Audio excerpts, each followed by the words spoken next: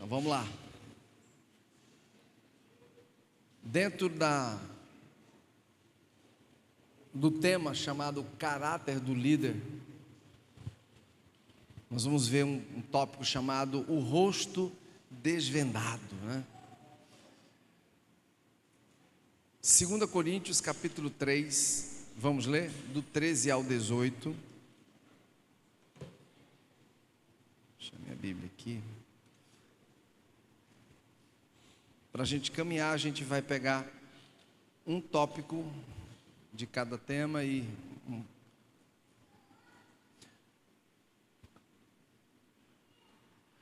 não somos como Moisés, que colocava um véu sobre a face para que os israelitas não contemplassem o resplendor que se desvanecia. Na verdade, a mente deles se fechou, pois até hoje o mesmo véu permanece quando é lida a antiga aliança. Não foi retirado, porque é somente em Cristo que ele é removido. De fato, até o dia de hoje, quando Moisés é lido, um véu cobre os seus corações. Mas quando alguém se converte ao Senhor, o véu é retirado. Ora, o Senhor é o Espírito, e onde está o Espírito do Senhor, aí há liberdade. E todos nós que com a face descoberta contemplamos a glória do Senhor, segundo a sua imagem, estamos sendo transformados com glória cada vez maior, a qual vem do Senhor, que é o Espírito.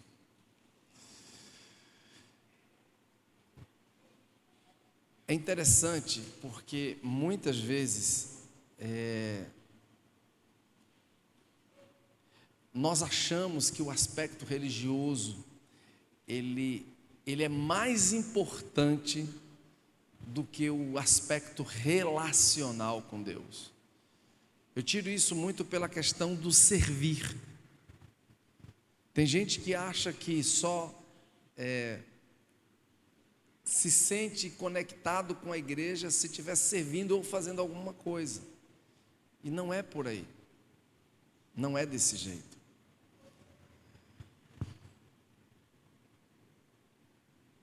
É interessante porque a falta, como ele diz aqui, de transparência, muitas vezes de quem lidera ou de quem está executando alguma coisa, não quer dizer que o liderado pense menos de si.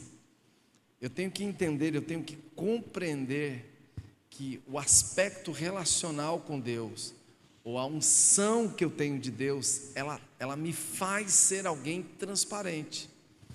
Então eu preciso ser um líder de transparência, eu preciso ser alguém cheio de Deus.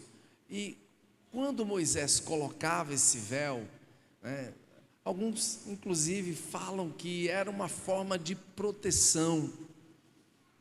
Eu particularmente não sei se era assim, forma de se proteger ou de preservar. Mas vamos lá. Por que Moisés cobriu o rosto? Êxodo 34, vamos ler? Êxodo 34.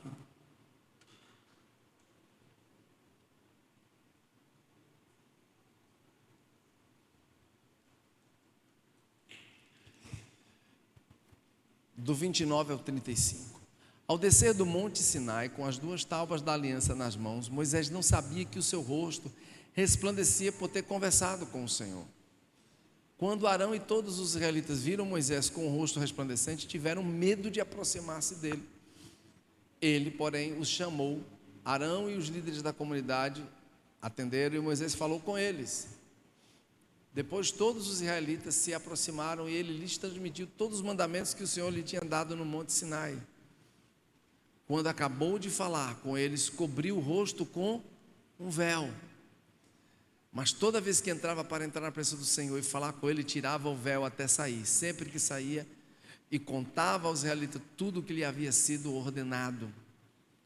E eles viam que o seu rosto resplandecia. Então de novo Moisés cobriu o rosto com o véu até entrar de novo para falar com o Senhor. Parou aí, não é isso? 35. É interessante. Muitas vezes, na nossa caminhada com Cristo, nós tentamos, de certa forma,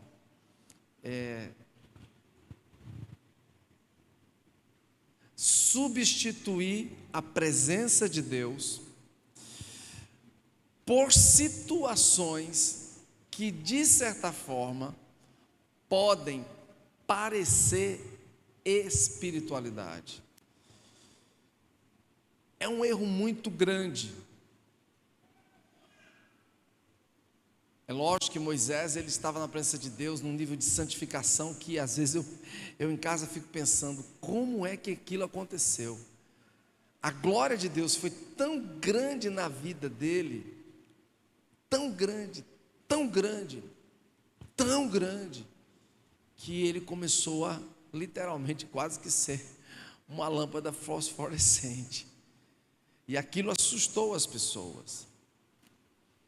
E nós precisamos estar em um nível de santidade diante de Deus, onde a nossa vida ela transpareça a vida de Deus.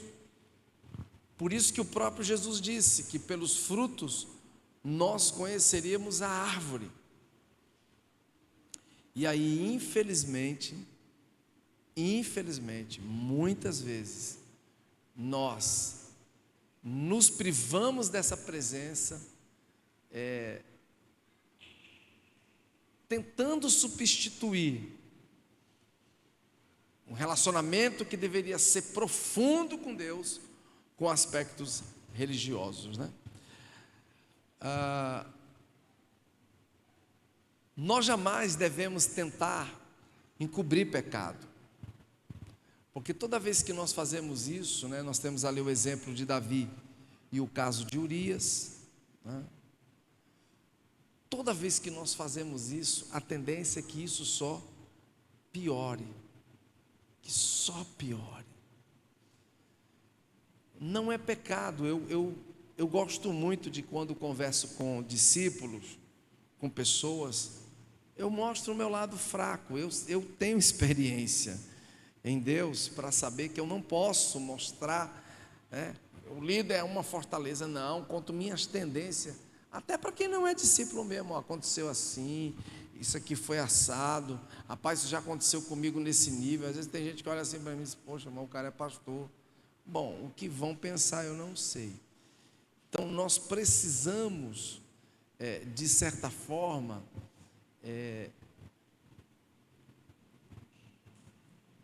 mostrar aquilo que somos, né? Muitos, inclusive, dizem que foi um grave erro Moisés ter cobrido o rosto, né? Uma vez eu conversei com o pastor Luciano Subirá sobre isso, e é triste o que eu vou te dizer, mas já tiveram denominações, eu não quero aqui dar nome, é lógico, que o culto, hoje acho que caiu um pouco de moda isso, mas eu alcancei, onde as mulheres tinham que cultuar com um véu. Inclusive o pessoal batizou essa denominação de a igreja do véu. Alguém já ouviu falar sobre isso? Muitos, né? Ainda rola, né? Ainda tem. Então, assim, é um erro muito grave, né? E aí a gente não pode de maneira nenhuma viver essa vida dupla. Eu chamo de vida dupla, né? Muitas vezes o pastor Eibe chama isso de um crente que tem uma agenda particular, né? As consequências de se cobrir o rosto, né? Ele chama aqui de o véu do engano, né? E Paulo estimula que a fé ela seja sem fingimento, né? Uma fé sem fingimento. 2 Timóteo 1,5, eu acho importante a gente ler essa daqui. 2 Timóteo 1,5.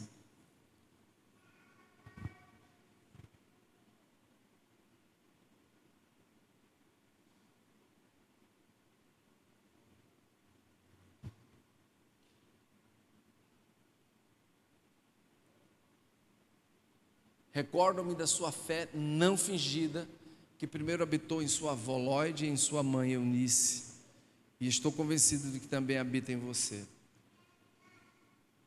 E aí nós vemos que uma fé pura, genuína, ela é uma fé que transcende, que ela vai para outras gerações. Então viva de forma que você seja uma pessoa não fingida em relação a viver na presença de Deus. O que você é na presença de Deus, você deve ser fora da presença de Deus. Porque tem gente que acha que ser crente é só quando está na igreja, saiu dela é complicado. Ele coloca aqui, sem desvendar o rosto, não há transformação. Tópico 3, a glória vem quando se remove o véu. 2 Coríntios 3,18, vamos ler de novo, né? 2 Coríntios 3,18. E todos nós que com a face descoberta, olha só, contemplamos a glória do Senhor, segundo a sua imagem, estamos sendo transformados com a glória cada vez maior, a qual vem do Senhor, que é o Espírito. Então, quando eu vivo na presença de Deus e vivo a vida no Espírito, eu não preciso ser alguém fingido. Eu não preciso. Inclusive nesse tópico abaixo ele diz: Deus age quando reconhecemos nossos erros. Então, gente, amanhã eu vou falar um pouco sobre isso aqui também, né? Nessa palavra que eu ouvi várias vezes do Derek Prince, ele conta uma experiência que, olha, foi vital para a minha vida, né? E eu já tinha ouvido, mas não com tanta profundidade, e vai ser vital para a nossa igreja. Ele fala que um grupo de irmãos, na ausência dele, ele era um homem muito ocupado, né? Pregou para metade do mundo. Ele fala que eles começaram um ambiente de oração. Eles queriam uma oração com jejum, tipo essa que nós fazemos. E aí eles reuniram um grupo, e aí ele fala que chegaram mais ou menos 17 pessoas. Até ele brinca na palavra, ele diz que o crente não gosta nem de jejuar nem de orar. E aí, diz que na segunda reunião não tinha 8 pessoas. E depois na outra reunião só tinha 4, 5 pessoas. E aí ele volta de viagem com sua esposa, vê aquilo e diz: a gente tem que se envolver nisso. Mas as pessoas não estavam levando tão a sério. Até que ele disse que um irmão, Deus escolheu um irmão na congregação, colocou sobre ele esse fardo, esse peso de intercessão por 24 horas. Ele disse que depois daquilo a reunião nunca mais foi a mesma. Nunca mais foi a mesma. Só que ele conta uma experiência interessante. Ele diz o seguinte: todo mundo da igreja diz assim: não, a nossa igreja é uma igreja boa. Ele era o pastor da igreja, o Derek Prince. E a gente não precisa assim, Deus sabe que nós somos. E ele fala com muita ênfase na palavra, dizendo: irmãos, nunca se ache bom na presença de Deus. E ele fala que até que Deus se coloque diante de você, você vai ver o quão você é miserável. E ele conta que quando Deus veio naquelas reuniões, era a gente chorando, entrando em desespero. Do nada surgindo adultério, fornicação, roubo, mentiras, fofocas. Cara, ele disse que foi um mover, né? E Deus agiu. Ou seja, Deus só age quando reconhecemos os erros. Perdão vem com a confissão do pecado. A cura vem com a confissão do pecado aos homens. Eu peço perdão a Deus, Deus me perdoa. Mas a cura, segundo Tiago capítulo 5, né? Todo mundo sabe.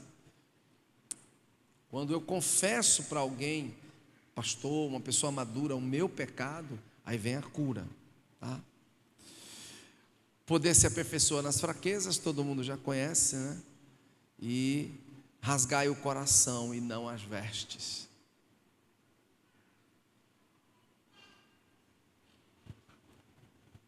Dentro do caráter do líder, vamos falar sobre a questão de ambições perigosas. Essa é uma matéria que eu quero não só agora, mas gastar muito tempo com toda a igreja, não é só com os obreiros, não. É toda a igreja. Há um tempo atrás, eu estava buscando a Deus e pedindo a Ele algumas coisas extraordinárias no nosso meio. Extraordinária mesmo.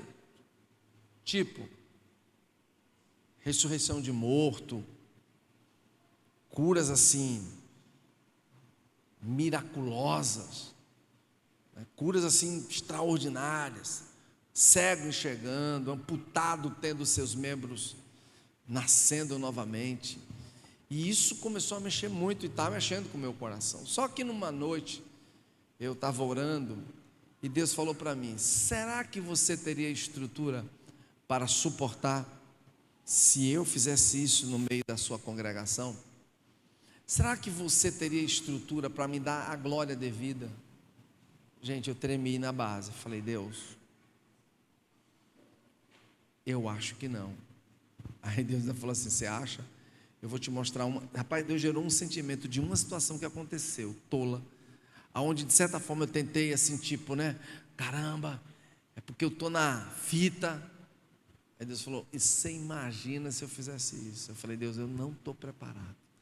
Eu preciso realmente ser mais humilhado para reconhecer que quando acontecer, isso não tem nada a ver com a igreja, isso não tem nada a ver com ninguém, isso tem a ver com o Senhor.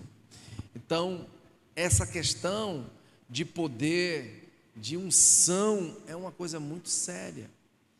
E esse tema é muito, muito proveitoso, né? Ambições perigosas. A busca pelo sucesso pode se tornar perigosa, seja ele qual for. O cara é levantado como obreiro, como pastor, como diácono.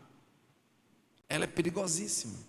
Eu tive muitos problemas com obreiros no passado. A gente até na época adotou uma farda azul, né, calça preta, excelente. O pastor Sandro até na época elogiou muito, falou: cara, que ficou legal. Mas você acredita que essa farda me trouxe problema? Tinha gente que a turma da antiga sabe disso, que se achava no direito de peitar muitas vezes as pessoas porque estava lá fardado, de falar mais alto, de se impor. Eu falei: rasga essas fardas tudinho agora, chega, pelo amor de Deus, sangue de Cristo. Isso é muito sério, gente. Nós temos um exemplo clássico de um grande líder, um juiz que trouxe um dos maiores avivamentos na história de Israel. Seu nome, Gideão. Depois que ele traz esse avivamento, o povo fica: olha, você tem que governar sobre nós, você tem que governar sobre nós. Aí governa você, governa seus filhos. Ele: de maneira nenhuma, nem eu nem meus filhos governaremos sobre vocês. Mas olha que ideia que veio do inferno. Façamos o seguinte: como naquela época o sacerdócio ele era reconhecido por uma estola. Pastor, o que é isso? Tipo uma roupa de padre, uma roupa de um rabino. Então a estola sacerdotal, ela era colocada sobre Gideão. Ele era diferenciado como líder. Ele vestia aquela estola e saía à frente para conduzir o povo para as batalhas. Aí o Gideão tem uma brilhante ideia: vamos fazer o seguinte então. Vou pregar sobre isso qualquer tempo desse. Vamos fazer o seguinte: vamos pegar essa estola. E quem lembra o que Gideão fez? Alguém lembra? O que a turma fez? Revestiu a estola todinha de ouro. Aí pegou essa estola de ouro, colocou num determinado local. E o que aconteceu? Quem lembra? As pessoas começaram a adorar a estola, cara. E a Bíblia diz que o povo começou a pecar. Tem algo muito sério nisso que eu não vou explicar agora, porque demanda muito tempo. Aí ilegalidade no mundo espiritual, portais espirituais foram abertos, demônios entraram para gerar prostituição. Isso requer mais tempo. Na palavra eu falo sobre isso. Então, olha só, uma coisa simples que tornou-se uma pedra de tropeço. Imagina, o cara, um avivamento extraordinário, e olha como termina agora, com o povo idolatrando uma estola. Olha que coisa absurda, gente. Então, é para você ter noção do quanto a gente é ruinzinho, tá?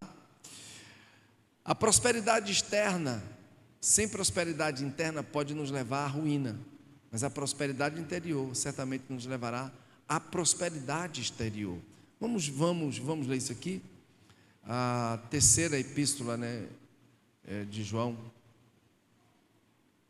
verso 2. Amado, oro para que você tenha boa saúde e tudo te ocorra bem, assim como vai bem a sua alma. O pastor Show tem até um livro que ele fala um pouco sobre isso aí, eu li há muitos anos.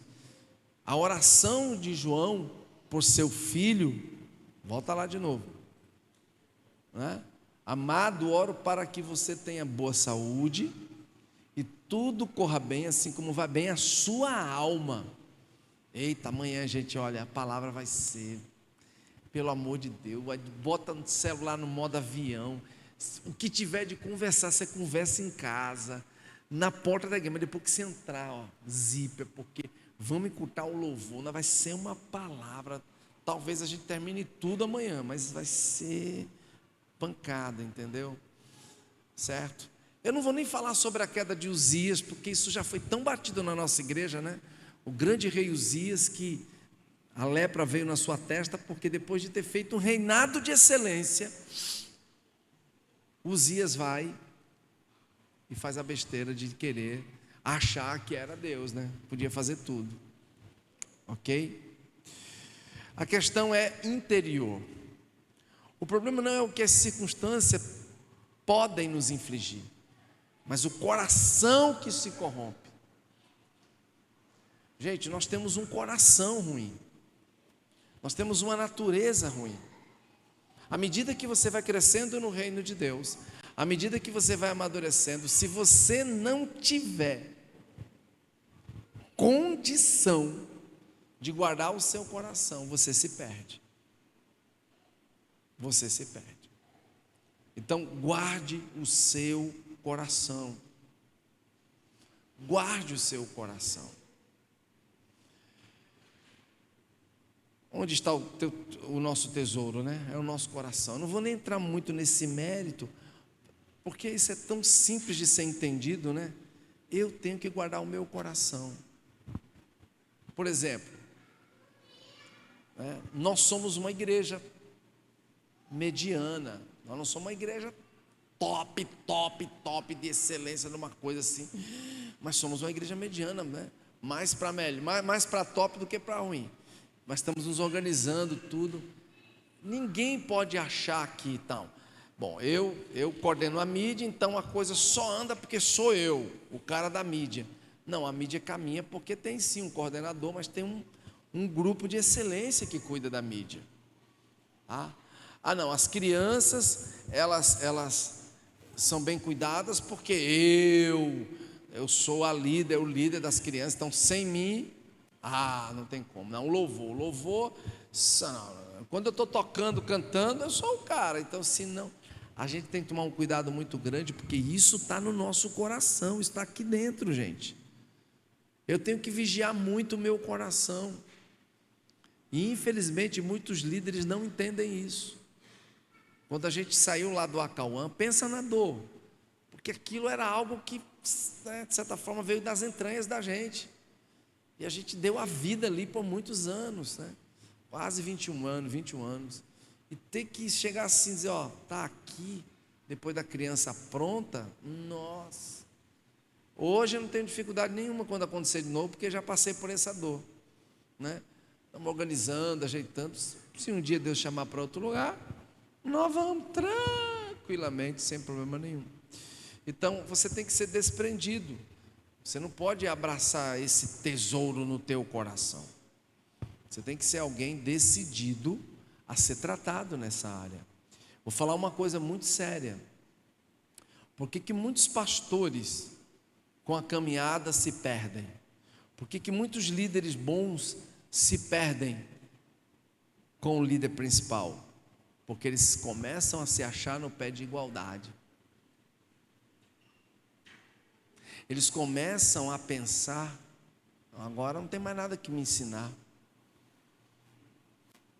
Agora sim, sou eu sou o pastor agora.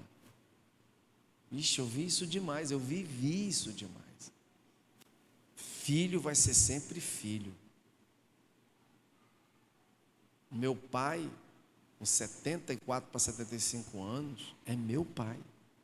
Eu ajudo muito meu pai. Muito. Mas ele é meu pai. De certa forma, no aspecto de ajudar, eu sou como um pai para o meu pai, mas o pai é ele. Ele é meu pai. Peço bênção ao meu pai, peço ao meu pai para me abençoar, para orar. É meu pai.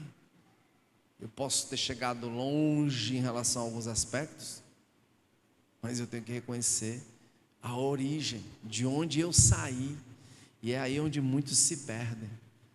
Por quê? Vão chegando a um nível, né, de excelência, e aí eu costumo dizer que elogio e crítica estão no mesmo prato, e aí começam os elogios, o cara vai recebendo os elogios, e vai, entendeu? E aí perde a referência de paternidade, esquece de onde saiu, quem foi ajudado, como é que foi, esquece. Gente, esquece tudo. Esquece tudo. Ixi, mas esquece. Já teve gente que eu literalmente peguei na época, eu tinha vários carros. Vamos aqui, vá trabalhar. Quando você tiver condição, você me paga.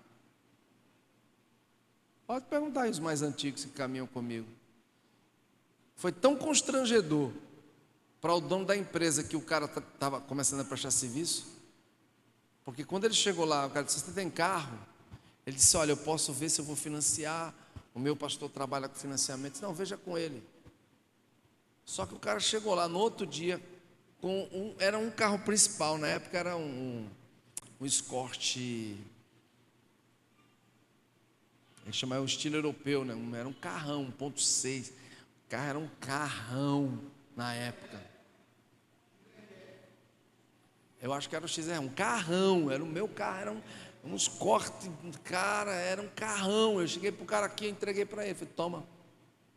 Mas pastor, o seu carro? Falou: tem outros. Quando você puder, você me paga. Não foi assim? Você me paga, cara.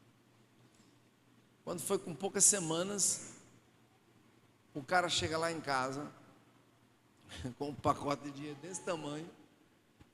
Eu falei: que é isso, menino? Falou: o valor do carro, pastor. Eu falei: você nem começou a trabalhar dele? Eu falei: não, foi que o meu patrão ficou tão constrangido, que o cara é muito rico. Ele contou a história. Falou: como você conseguiu esse carro? Eu disse: não, meu pastor, ele trabalha vendendo carro, ele me deu esse carro e disse que eu pagasse quando eu pudesse. O cara disse: como é que é? O teu pastor fez isso por você? Peraí, não. A empresa é minha. Sou eu que tenho essa responsabilidade. E ele fez: não é justo. Aí diz ele que foi lá no cofre, abriu, pegou, entregou o dinheiro. O cara foi lá em casa. Eu falei: amém. Fiz isso muitas vezes. Eu me lembro uma vez, quando vendia carro, um cara me ligou e disse: estou com um carrinho aqui, que eu queria um Corsinha hatch, achava bonitinho. Falou: a mulher tá doente, está morando em Brasília, o carro está parado, tem 2 anos na garagem do prédio. Eu fui lá, cheguei lá, o carro novo, zero, estava com 20 e poucos mil quilômetros. O carro ficou parado, foi mais de 3 anos lá, a mulher não usava. Eu comprei esse carro, não, mas cheirando a novo. Usei um tempo, o Kleber na época precisando, e pergunta para ele. Eu falei: toma aí, filho, vai lá. Carro novo. Teve um outro, abençoado também, né? O Flavinho também foi um desses. Flavinho, pergunta o Flavinho, né? A gente já pôde abençoar ele. Eu me lembro que um irmão, né, queria comprar um carro na época. 2 vezes, né? Foi o Benção e depois o Golzinho.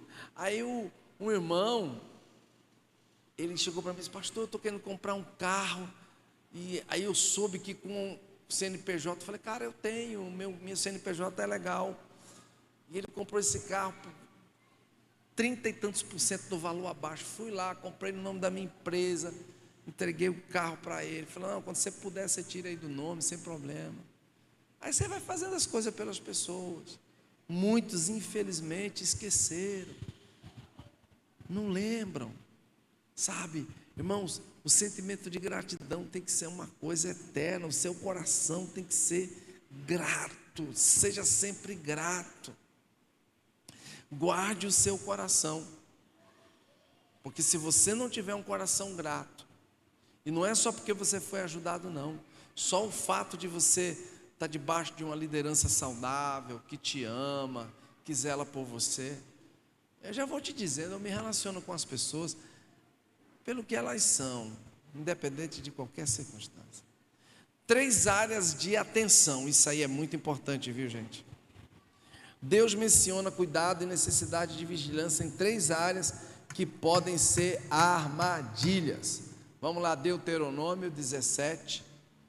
Já estamos acabando, tá? Foi bem rapidinho hoje, né?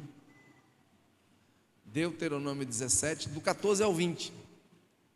Se quando entrarem na terra que o Senhor, seu Deus, dá a vocês, tiverem tomado posse dela, e nela tiverem se estabelecido, vocês disserem, queremos um rei que nos governe, como tem todas as nações vizinhas, tenham cuidado de nomear o rei que o Senhor, o seu Deus, escolher. Ele deve vir dentre os seus próprios irmãos israelitas. Não coloquem um estrangeiro como rei, alguém que não seja israelita. Esse rei, porém, não deverá adquirir muitos cavalos, nem fazer o povo voltar ao Egito para conseguir mais cavalos, pois o Senhor disse a você, jamais voltem por este caminho. Ele não deverá tomar para si muitas mulheres, se o fizer desviará o seu coração. Também não deverá acumular muita prata e muito ouro. Quando subir ao trono do seu reino, mandará fazer um rolo para o seu uso pessoal, uma cópia da lei que está aos cuidados dos sacerdotes levitas. Trará sempre essa cópia consigo e terá que lê-la todos os dias da sua vida, para que aprenda a temer o Senhor, seu Deus, e a cumprir fielmente todas as palavras desta lei e todos esses decretos. Isso fará que ele não se considere superior aos seus irmãos israelitas e que não se desvie da lei nem para a direita nem para a esquerda. Assim prolongará o seu reinado sobre Israel, bem como dos seus descendentes.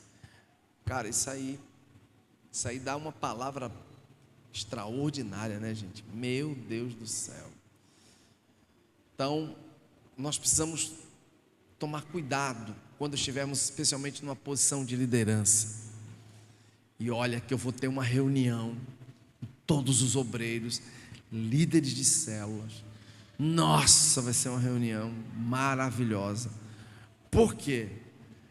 Um líder de célula, ele tem que ser alguém muito cuidadoso, tem que ser alguém sério, sóbrio, não pode desdenhar das pessoas. Um discipulador não pode desdenhar. Cuidado com o que você fala, você pode machucar as pessoas com algum tipo de sentimento, sabe? Então, muito cuidado com o ego, né? Não multiplicar para si cavalos, como lemos. Satisfação carnal, não pode ser carnal, multiplicar para si mulheres. Posses, tesouros pessoais às custas das pessoas. Além da advertência ao futuro rei de Israel, vemos o próprio Senhor Jesus travando batalha nessas 3 áreas. O ego, né? O inimigo tentou Jesus a pular do cume do templo. Satisfação carnal, o diabo tentou Jesus transformar pães em pedras, depois de 40 dias de jejum, com fome, né? Posse, Satanás oferece a Cristo os reinos e a glória deste mundo. Então, muito cuidado nessas 3 áreas: o ego, satisfação carnal, posses, ter. O orgulho, ai meu Deus, a ambição de ser. O orgulho, meu Deus. A disputa dos discípulos, quem era o maior. Você já leram, já sabe, né? Inclusive, a mãe de alguns deles, Senhor, permita que um senta à direita, outro à esquerda. Gente, que carnalidade, mas isso acontece. Isso acontece. Seja humilde, você que está mais tempo na igreja, para conduzir os mais novos. Seja humilde. O orgulho destrói ministérios. Não vou nem ler porque a gente já viu. O orgulho de Nabucodonosor. Acabamos de orar sobre isso. Bate no peito, eu sou Deus. O problema não é ter o nome, o problema é querer tê-lo. Um homem de Deus, há muitos anos atrás, ele me deu uma profecia. E eu guardo essa profecia até hoje no meu coração. Eu confesso que no começo fiquei apreensivo. Falei, Deus, quando é que vai ser? Cara, porque Deus sabe, assim, eu oro muito por um aspecto, muito mesmo por um aspecto na minha vida. E eu queria muito que isso acontecesse logo, mas Deus falou para mim que vai ter um tempo, mas vai acontecer.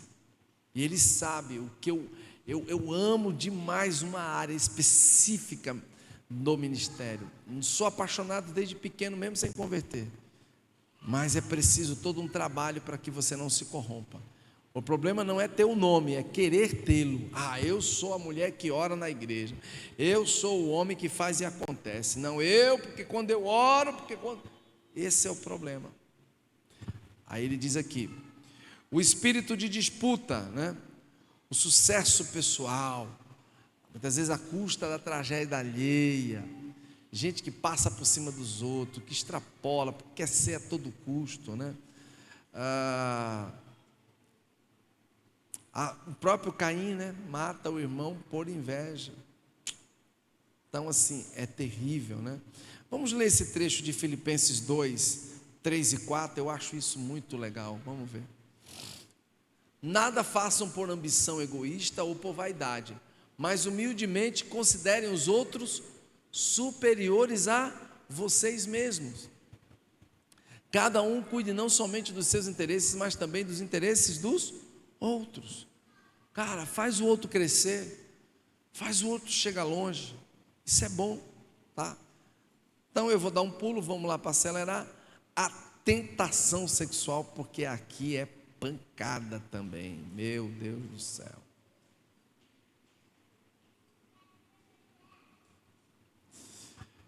Segunda Timóteo 2:22.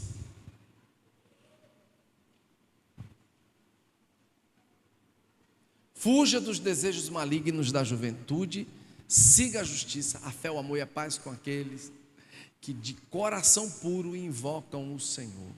Irmão, fuja deste espírito da tentação sexual. E hoje,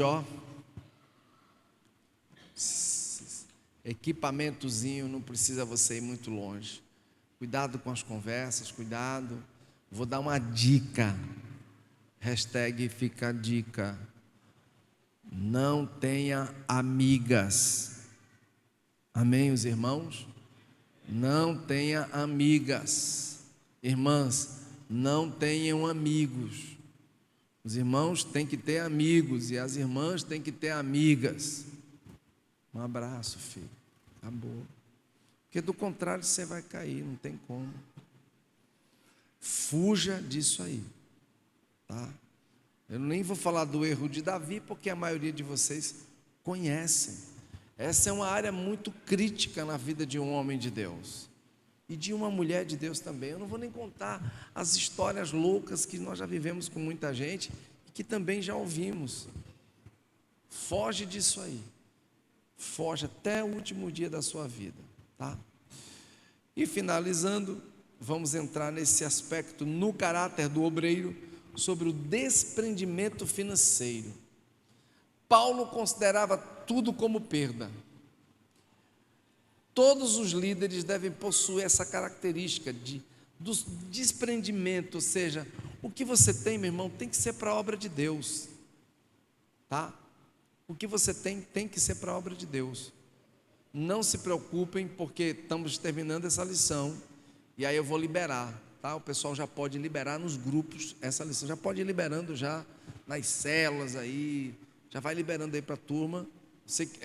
Eu não passo antes para o pessoal anotar melhor e focar, mas aí com mais calma você já está com essa lição na mão amanhã, daqui a pouco, tá?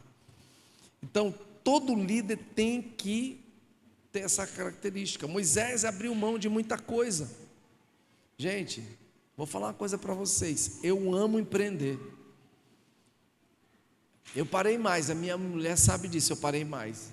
Mas eu era muito aloprado. Eu não podia viajar com ela, que eu vi um negócio, eu falei, rapaz, isso aqui dá dinheiro.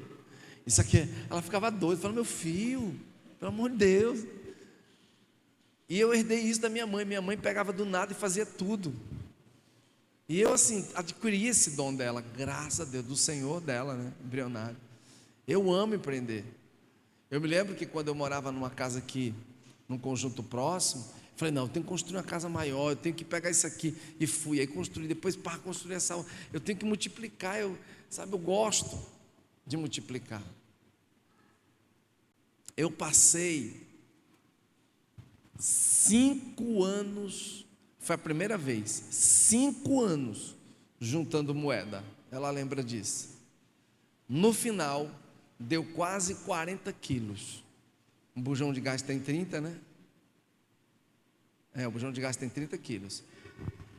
30 e pouco. Aí quase 40 quilos deu os sacos. Para ela, Débora era menorzinha quando está na. Deu trabalho, irmãos. Deu trabalho. Mas essas moedas, é impressionante o que eu vou dizer, ajudaram eu a pagar as intercaladas das últimas parcelas do terreno que nós compramos aqui no Bela Vista. Eu gosto de acumular. Aí depois eu fiz novamente a mesma experiência. Eu fazia questão, chegava no supermercado, vou dar um exemplo, a compra dava R$18,20, eu dava 20 para receber R$1,70. Aí guardava, era assim, em tudo. Às vezes no cofre do meu carro ficava cheio, eu pegava e ia. Ela que ficava de olho, falava, essa moeda, eu falei, tira o olho. Aí, me dá um pouquinho, falando, não, deixa. Era, sabe, aprenda a acumular. Inclusive, nós vamos, sábado, hoje é um negócio do empreendedor, hoje, né? Eu não sei se tem alguma coisa à tarde, mas eu estou querendo, o pessoal até me convidou, eu quero falar sobre um princípio, tá? Eu não vou dar o curso, só no finalzinho, eu quero falar de um princípio chamado princípio da quinta parte. Quem já me ouviu falar sobre isso? Me ouviu mesmo? Pois é, então eu vou esgarçar hoje sobre isso, uns 10 a 15 minutos no máximo, sobre o princípio da quinta parte. Você vai entender, porque aqui de certa forma eu humildemente cheguei assim no nívelzinho mais ou menos, porque a minha mulher sabe disso. Eu sempre procuro viver esse princípio da quinta parte. Ele é bíblico e eu vou te mostrar hoje no final da tarde, tá? Então, queridos, seja alguém desprendido. Moisés abriu mão de muita coisa, você vai ter que abrir também, né? Então eu abri mão, eu queria ser um mega empresário. Deus falou, não, você pode ser empresário, mas não vai ser mega. Eu quero que você seja mega na minha vontade. Eu falei, amém, né?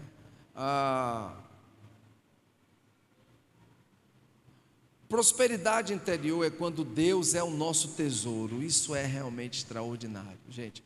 Quando Deus é o nosso tesouro, o resto é consequência. Ser rico no céu está relacionado com o uso que fazemos do tesouro da terra. Aí esse a gente vai ler para finalizar, Lucas 12, 33 e 34. Vendam o que têm e deem esmolas, façam para vocês bolsas que não se gastem com o tempo, um tesouro nos céus que não se acabem, onde ladrão algum chega perto e nenhuma traça destrói. Pois onde estiver o seu tesouro, ali também estará o seu coração. Cara, tudo que você tem, seja para glorificar o nome do Senhor. Tudo que você tem, seja para honrar a Deus. O recurso que Deus colocar nas suas mãos, seja para que você possa ser uma bênção. Amém, irmãos? Glória a Deus. Finalizamos essa parte do caráter do líder. O pessoal pode dispensar, liberar nas redes depois. Eu tenho aqui em PDF também, já está, né? Pode colocar na área verde, já vai colocando nas células. A turma vai multiplicando isso aí, tá? O pessoal liberou aí para a gente também. Aí a próxima lição a gente passa depois que nós concluirmos.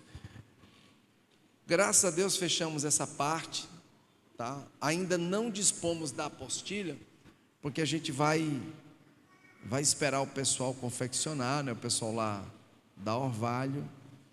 E aí quando tiverem uma apostilha mesmo, vai ser no segundo semestre, a gente libera para vocês. Vamos ficar de pé, gente. Glória a Deus, deu para terminar, né? Legal. Até quem não jejua está jejuando. Aleluia. Eita glória.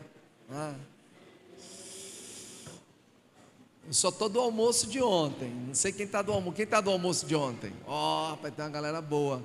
Só 2. Galera boa. Só 2. De novo, quem está do almoço de ontem? Só 3. Ó, 4. 5. Ó, melhorou. Mas aprenda a jejuar, tá? A gente vai falar sobre isso. Vai ser importante. Muito importante. Amém? Muito importante mesmo. Pai querido, muito obrigado por essa manhã tão gostosa, tão maravilhosa. Oh Deus, oh Senhor, como nós queríamos ficar mais tempo aqui. Oh Jesus, mas obrigado porque retornaremos aos nossos lares. O Senhor nos dê um dia ainda de muita paz, de um descanso reparador. Seja conosco em tudo, nas comunhões, no que vai acontecer. Nos abençoe, nos enche da vida de Deus, nos leva debaixo da tua paz em nome de Jesus. Amém? Gente, eu quero dar uma palavrinha rapidinha com a Mary Thalita. Thalita, a Maria não veio, né? Mas aí